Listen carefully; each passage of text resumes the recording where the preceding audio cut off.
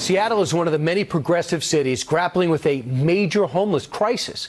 Earlier this year, the city infuriated businesses by briefly passing, they repealed it, a tax on employers to fight rabid homelessness in that city. Now it's trying a different tactic. Get this, using taxpayers' funds to send the homeless to their families who might be out of town, just to get them out of there. Leslie Marshall is a radio host. Leslie, is this the right way to handle homelessness? In the case of Seattle, they have the 5th largest homeless population. Can this work? I live in Los Angeles that has the first and the highest homeless population. So if it does, it's definitely something we need to look at here in Los Angeles. Brian, homelessness is multifaceted. Reasons why people are homeless, and I don't think that this is going to be a cure-all, but I think it's a decent idea. Let me tell you about something that happened 10 years ago in Spain. Not homeless, but immigrants who came to Spain that were unemployed. The country of Spain could not afford to keep them, so they offered them tickets to leave Spain, and although over 20,000 rather than 80,000 that they wanted took the money, that's what's happening in Seattle. These are people that are not partaking of shelters or the homeless services.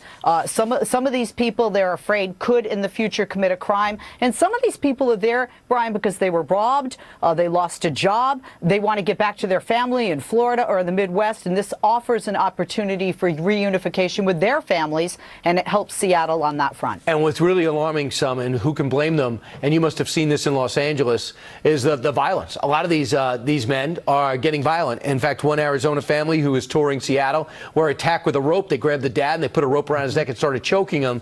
Then they just cleaned out the area around the Seattle Needle. I was fascinated by this. Seattle, with the 3rd highest homeless population, 11,643. That's 121 homeless per 10,000 people. This is what they estimate. A third of the homeless, serious substance abusers. That goes back to fentanyl and everything else that we're dealing with. A third mentally ill, and a third can't handle the soaring housing costs that are cropping up in the cities that you're in, and in places like Seattle and in San Francisco. Well, that is, Brian, that is a huge issue here in Los Angeles, because some people want to say, oh, it's the liberals and Democratic policies. No, this has been coming for the better part of a decade. We see it especially in cities like San Francisco, where you have people from Silicon Valley buying up real estate like crazy and pushing out people who in the past could afford these places. This is happening in the Pacific Northwest, like Seattle, and here where I am in Los Angeles. And that speaks to the multifaceted problem, because you have mental illness, you have drug abuse, and then you have lack of affordability. But let's also talk about affordability, Brian, because you have $13 million that ends up in Seattle coming up to 500 beds for over 11,000 people. It just doesn't cut it. So this may sound crazy, but it actually could be more cost effective, and it could solve the problem that some of the financing legislation and certainly not enough beds for all these people are going to help with. Yeah, in Seattle, they also they're messing with this. They have a city-sanctioned encampment called Licton Springs Village, where residents are allowed to use heroin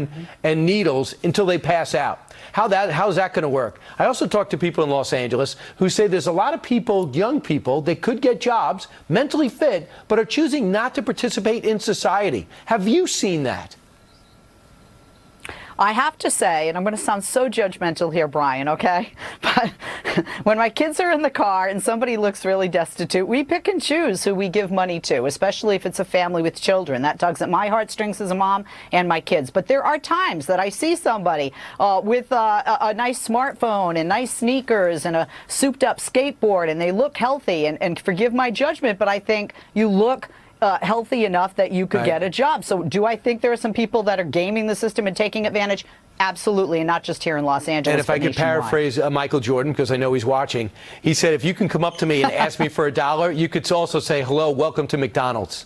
There's no job beneath you. Get a job, get in the system, do your best. Mentally ill is a different situation. Hooked on drugs, a different situation. But if you can work, you have an obligation to work. Leslie, thanks so much. Thank you, Brian.